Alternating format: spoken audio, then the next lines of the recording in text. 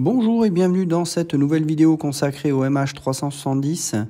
Alors aujourd'hui, une petite vidéo pas très longue dans laquelle je vais détailler un petit peu les recherches qu'ont pu mener l'armée de l'air française et la marine nationale sur l'île de la Réunion lorsque le Flaprant a été retrouvé donc en juillet 2015.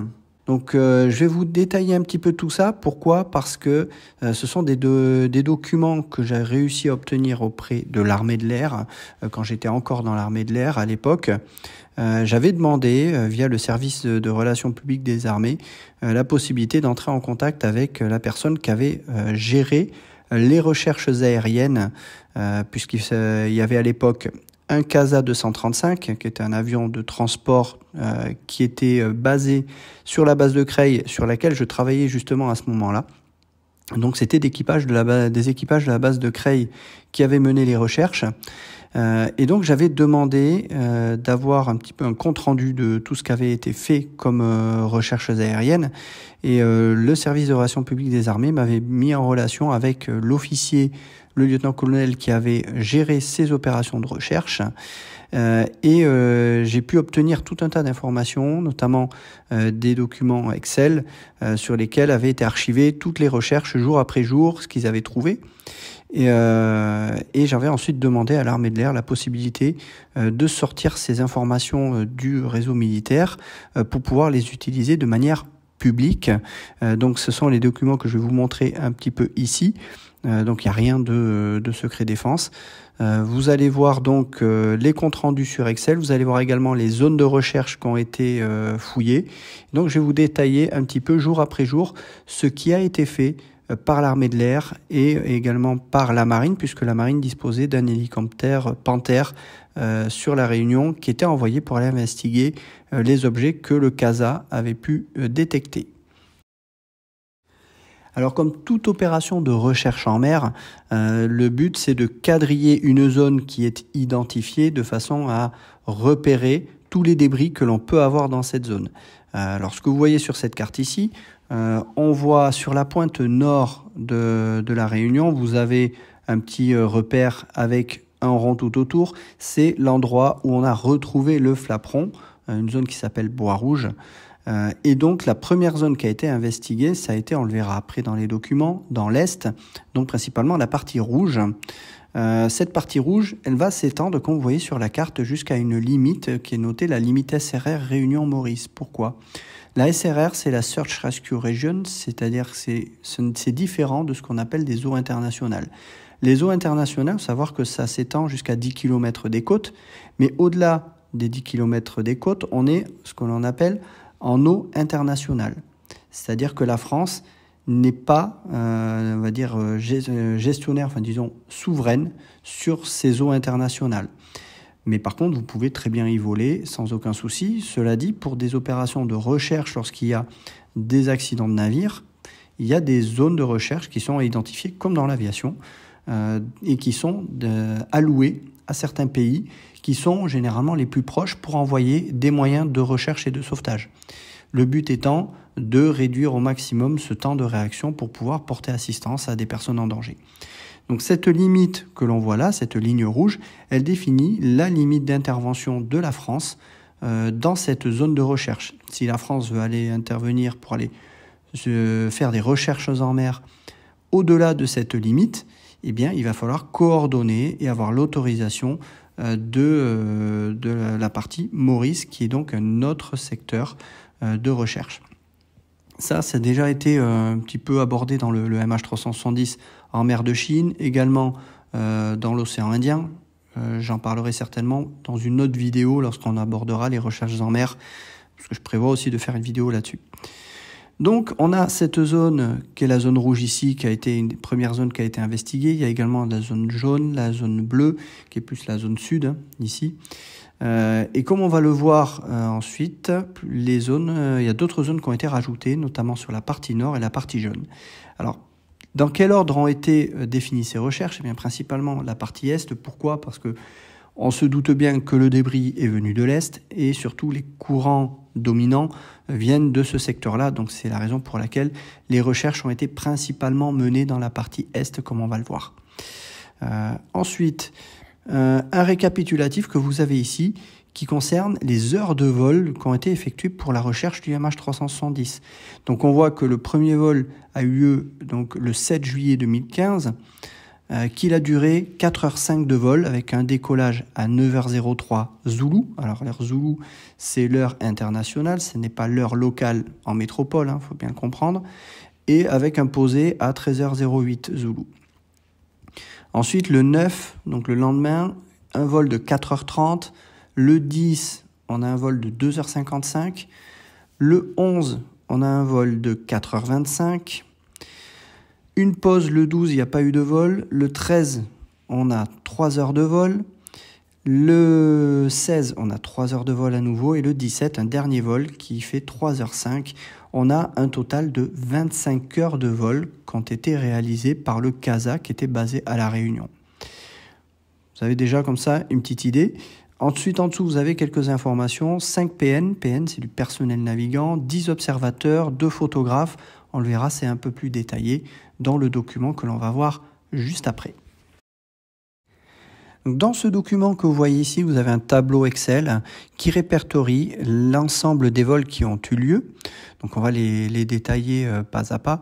Et je vais incruster à chaque fois dans l'image la zone de recherche qui a été investiguée, que vous puissiez vous y référer et donc suivre un petit peu la zone qui a été faite.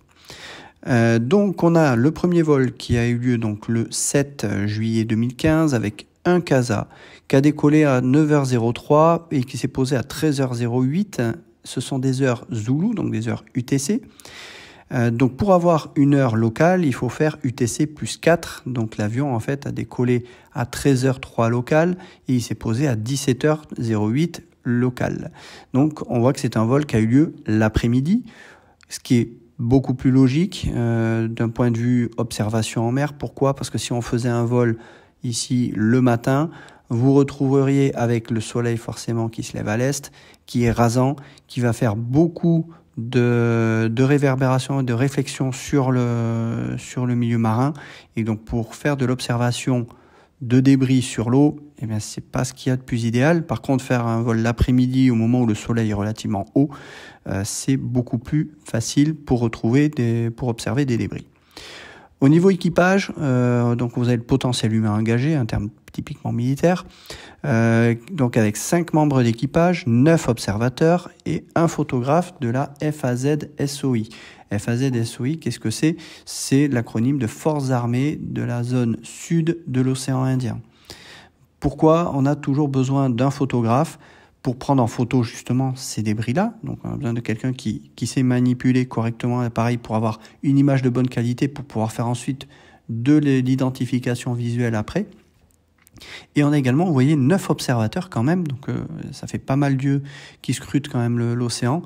Le but, c'est de multiplier les paires d'yeux pour maximiser les chances de détection de débris.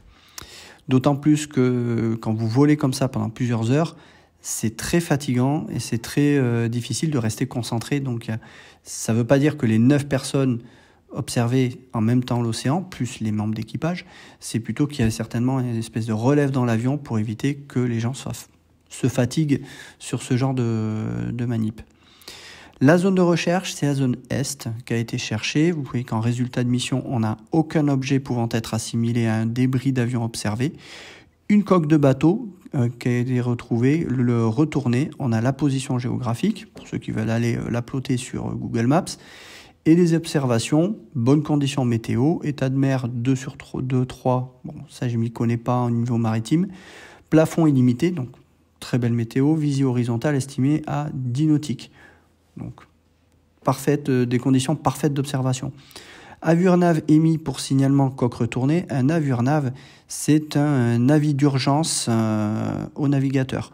C'est un système de transmission des informations pour les personnes qui naviguent en bateau. Donc c'est des signalements qui peuvent être faits notamment par radio. Voilà. Donc voilà pour cette première journée. Ensuite, vous avez au 9, donc le lendemain, on a cette fois qu'on voyait un CASA et un Panthère. On va comprendre ensuite pourquoi. Le CASA, lui, il a décollé un peu plus tôt, cette fois, donc aux environs de 10 heures locales, pour un temps de vol de 4h30. Et là, on a toujours la même chose avec 5 membres d'équipage, 9 observateurs, un photographe. Et là, cette fois, on a en plus un caméraman de l'EMACOM, alors l'état-major des armées, comme certainement pour communication. Donc là, on a certainement plus un photographe qui va jouer dans la communication, qui va envoyer des photos au ministère des Armées, de façon à pouvoir faire ensuite des communiqués de presse. Là, cette fois, on a 5 zones de débris qui sont retrouvées dans la partie est, nécessitant discrimination et identification par d'autres moyens. Pourquoi ? Quand vous survolez l'océan avec un avion comme le CASA, vous passez relativement vite, et donc la possibilité d'identifier facilement un débris n'est pas si évident. C'est pour ça que ce qui a été envoyé derrière, c'est un Panthère, un hélicoptère qui va aller pouvoir investiguer plus en détail cette pièce, même éventuellement les repêcher. Donc on a les zones qui sont détaillées, avec, donc on vous explique ce qui a été retrouvé, et ensuite l'hélicoptère qui a investigué toutes les zones repérées par le CASA.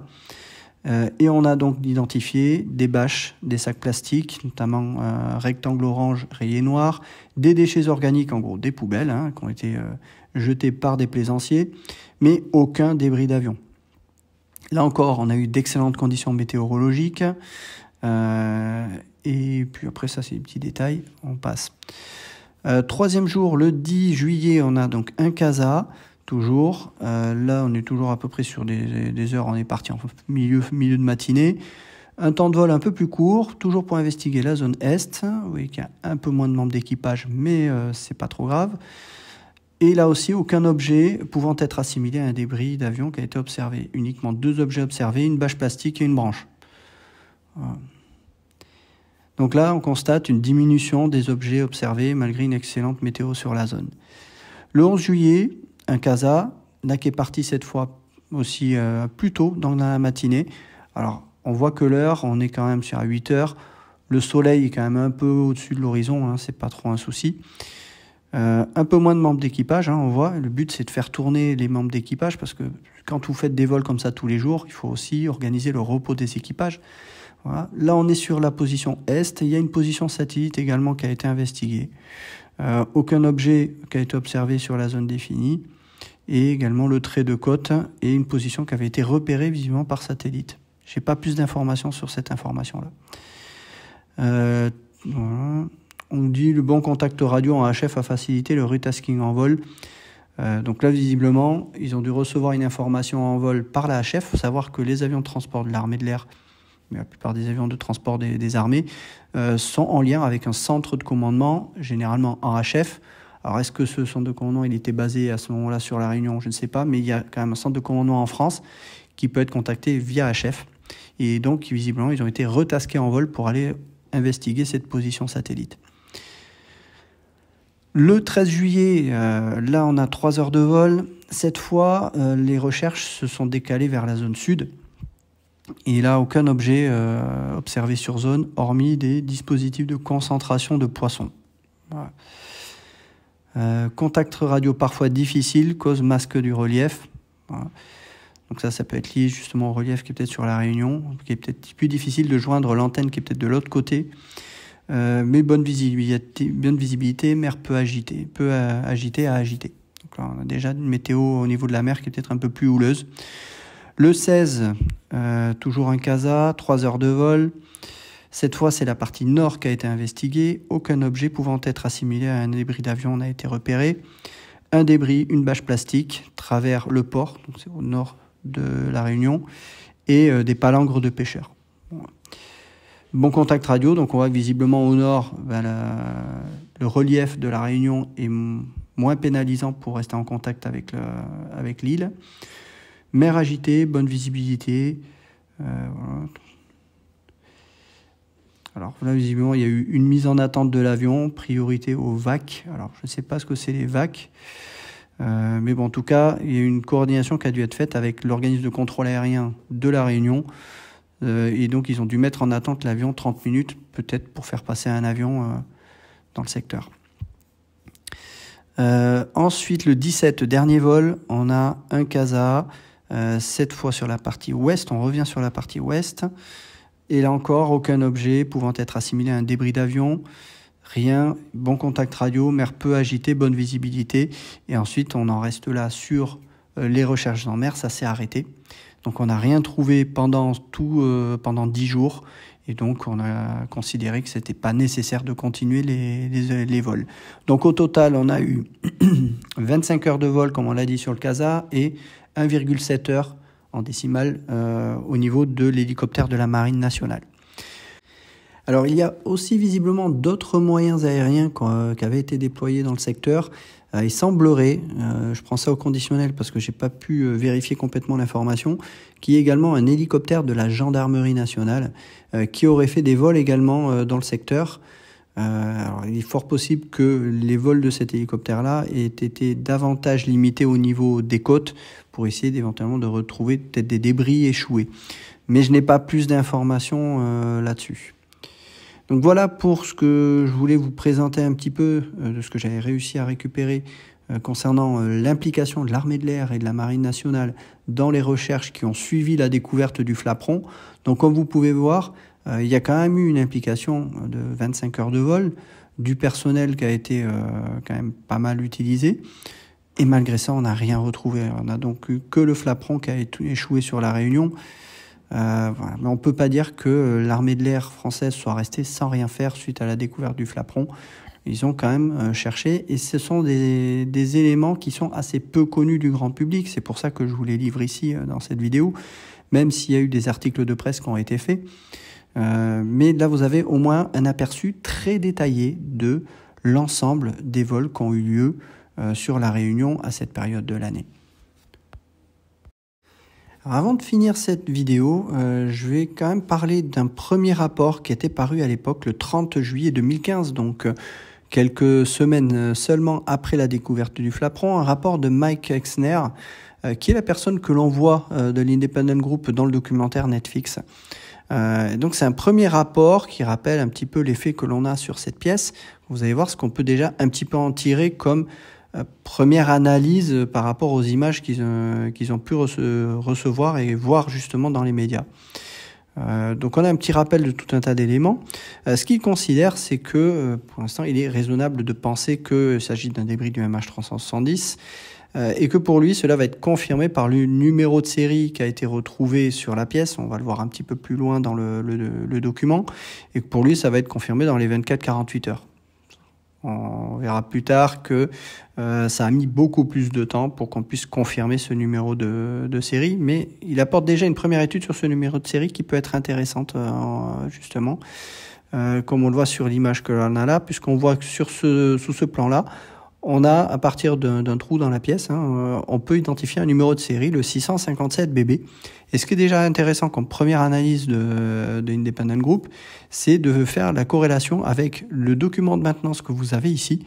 Et on voit que le numéro 657 est attribué au flaperon du côté droit de l'avion. Donc on a identifié déjà la localisation, il s'agit du flaperon côté droit et non pas du flaperon côté gauche. Donc déjà, on a une première information dessus. Pourquoi ? Parce que sinon, on n'aurait pas eu ce même numéro 657. Voilà. Autre élément que l'on a dans cette première analyse, ce qui indique, c'est que les études de calcul de rétrodérive qu'ils ont pu faire confirment que ça peut venir de la zone du 7e arc. Et qu'une dérive de 16-17 mois plus tard, justement, le débris peut parfaitement atteindre la Réunion. Maintenant, ce qu'il dit, c'est que la précision de ces modèles de rétrodérive limite toutefois la possibilité de déterminer un point de départ précis. Donc, ils ne peuvent pas avoir un départ précis. Et pour l'instant, ce qu'ils considèrent, c'est que les données d'Inmarsat fournissent pour l'heure des moyens plus précis en termes d'études de trajectoire. Pour lui, il y a deux possibilités qui peuvent expliquer le fait que cette pièce se soit détachée de l'avion. Tout d'abord, une séparation qui serait due à un impact avec l'océan du flaperon en position basse, qui serait dans ce cas cohérent avec une tentative d'amérissage. Voilà. Et la deuxième possibilité, c'est une séparation de cette pièce due à la haute vitesse et notamment le fait que la pièce aurait fait du flutter, c'est-à-dire qu'elle aurait vibré à une altitude inconnue parce que le flaperon ne serait plus alimenté hydrauliquement et que cela serait cohérent, ce qui l'explique un petit peu plus loin, avec le fait que personne n'a piloté l'avion, que l'avion, il n'y a plus d'alimentation hydraulique et donc l'avion étant en vrille, enfin en descente en spirale, comme l'ont montré, comme il explique dans les simulateurs. Et donc ça montrerait pour lui qu'il y aurait justement la pièce qui se serait arrachée en vol sous l'effet de ce flotteur à force de vibrer.